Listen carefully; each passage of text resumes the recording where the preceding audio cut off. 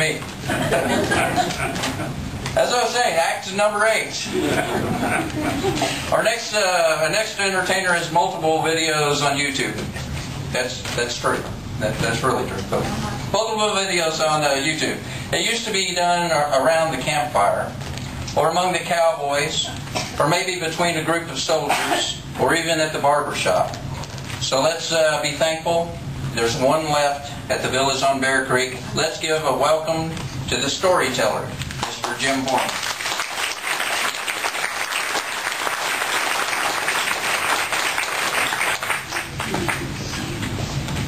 Thank you, Michael. Sharon came up to me about a month ago and said, we're going to have a talent show. What's your talent? And I said, what do you mean, what's my talent? She said, well, can you dance? And I said, if I try to dance, I'll fall down. She said, well, can you sing? I said, if I sing, dogs howl and babies cry. She said, well, do you know any poetry? And I said, yeah, there once was a lady from France. And she says, that's enough.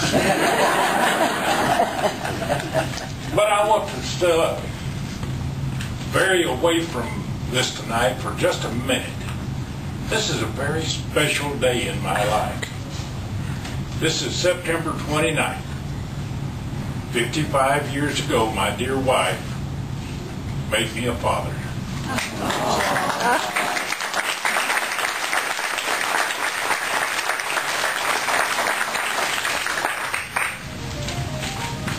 I told Sharon that I could tell stories. I wrote about 60-some stories about growing up in the Panhandle of Texas for a magazine called Accent West. We called it Accident West. But it was a monthly feature in there for several years.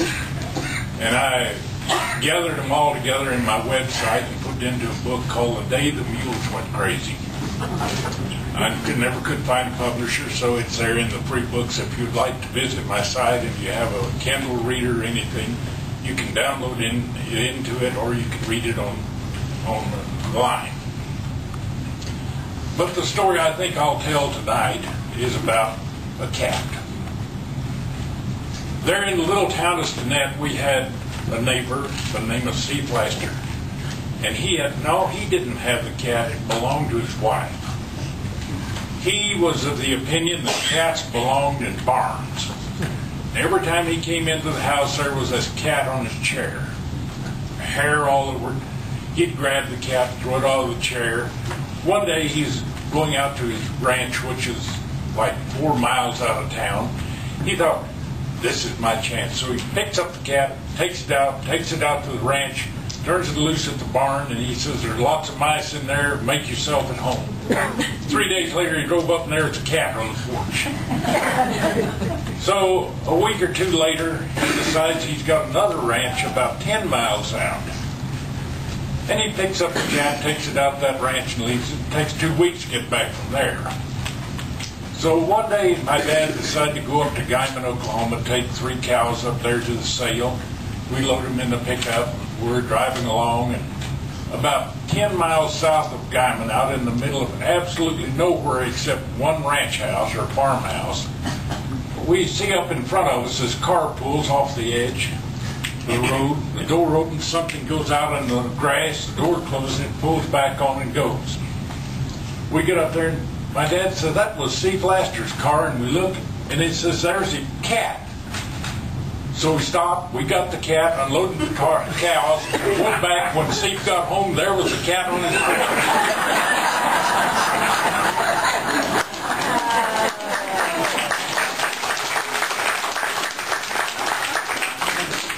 I have one more short story. This is about a mouse. We knew some people in Colorado Springs by the name of Applewood. And they were typical .com, California, far-left liberal yuppies, tree huggers.